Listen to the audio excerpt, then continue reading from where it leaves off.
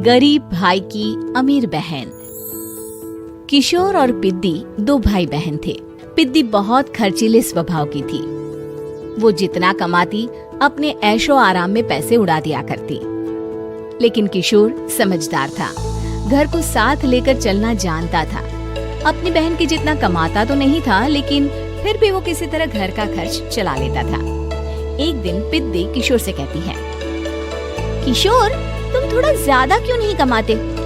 मेरे दोस्त रोज मेरा मजाक उड़ाते हैं। अरे बहन, मैं कोशिश तो कर रहा हूँ। अच्छा सुनो, अगले महीने रक्षाबंधन है, मुझे सोने का हार चाहिए, इससे कम कुछ भी ना लूंगी। अरे दिला दूंगा बहन। किशोर को पूरी रात नींद नहीं आती। उसके दिमाग में बस ये चल रहा था कि उसकी माली हालत इतनी बिगड़ चुकी है, अब वो सोने का हार कहाँ से लाएगा।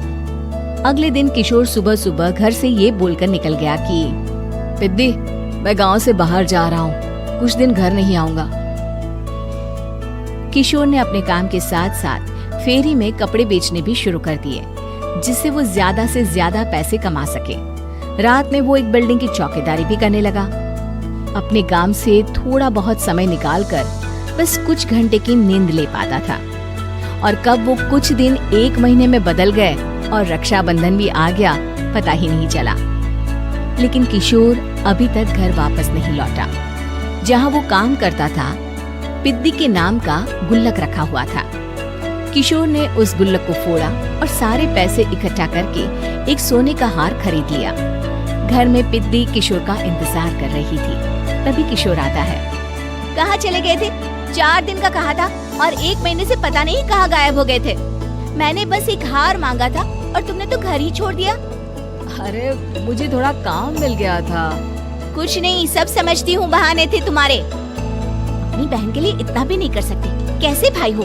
चलो यहाँ बैठो, राखी बांधती हूँ। पिद्दी ने किशोर को राखी बांधी। वैसे ही किशोर ने अपनी बहन के हाथ में सोने का हार रख दिया। उसकी खुशी का कोई ठिकाना नहीं था। वो मिठाई खिलाए बिना ही नेकलेस लेकर चली गई और शीशे के सामने अपने गले में हार रखकर देखने लगी। किशोर ने लड्डू उठाया और खुद ही खा लिया। ऐसे कई साल गुजर गए। एक दिन पिद्दी की नौकरी छूट गई। अब वो पूरी तरह किशोर पर डिपेंड हो गई थी। आए दिन किशोर को अपने महंगे महंगे शौक गिनाकर उससे पैसे मांगा करती थी। किशोर कुछ पैसे देना, मुझे पार्लर जाना है। किशोर बिना कुछ बोले उसे पैसे दे देता। ये क्या, 500? अरे इतने में तो मुझे पार्लर में एंट्री मिलेगी बस। अच्छा देता हूँ ना ज्यादा। अरे कैसे भाई हो, अपनी बहन के लिए इतना भी नहीं कर सकते। किशोर ने जेब से 2000 का नोट निकाला और उसे दे दिया। किशोर गरीबी में रह लेता था, लेकिन अपनी बहन को कभी कोई कमी नहीं होने देता था।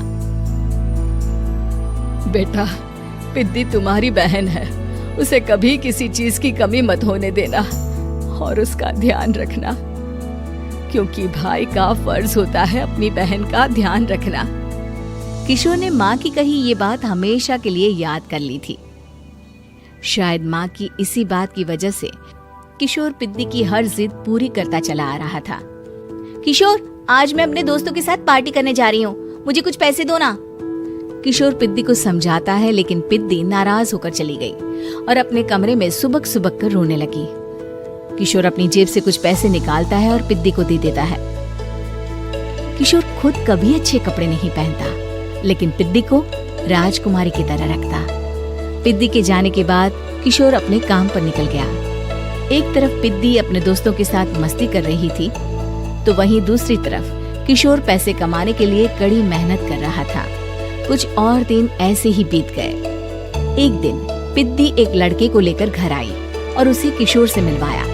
किशोर, मुझे इस लड़के से शादी करनी है, लेकिन इनके मम्मी पापा बोल रहे हैं कि उनको दहेज में एक कार चाहिए, तभी वो मेरा और पंकज का रिश्ता कबूल करेंगे। लेकिन बहन, कार खरीदना कोई सब्जी खरीदने के बराबर तो नहीं है। अरे कैसे भाई हो तुम, अपनी बहन के लिए इतना नहीं कर सकते? देखो, मैं ज्यादा इंतजार नहीं कर सकती, तुम्हें 1 साल में मेरे लिए कार खरीदनी ही होगी।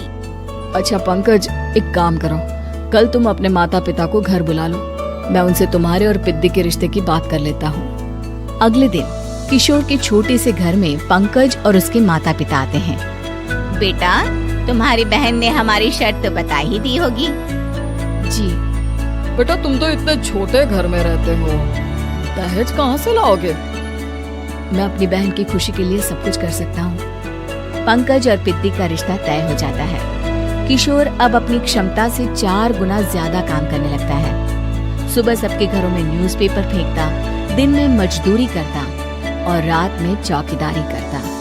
खूब मेहनत करके किशोर ने अपनी बहन की शादी के लिए पैसे जुटा लिए। उसने अपनी बहन के लिए कार खरीद ली। जब वो पिद्दी के ससुराल वालों से मिलने गया तो उन्होंने किशोर से और पैसों की मांग की। इस बार किशोर हार चुका था। पिद्दी माफ करना, मैं तुम्हारी शादी उस लड़के से नहीं कर सकता। वो लालची लोग हैं, उन्हें सिर्फ पैसों से मतलब है। देखो किशोर, मैं पंकज से ही शादी करूंगी। क्योंकि पिद्दी ने तो किशोर की बात न मानने की जैसे कसम खा रखी थी। किशोर ने पंकज को घर बुलाया। पंकज, तुम अपने माता पिता को समझाते क्यों नहीं हो? भैया, वो हमारी शादी के लिए मान गए, मेरे लिए तो यही बहुत बड़ी बात है।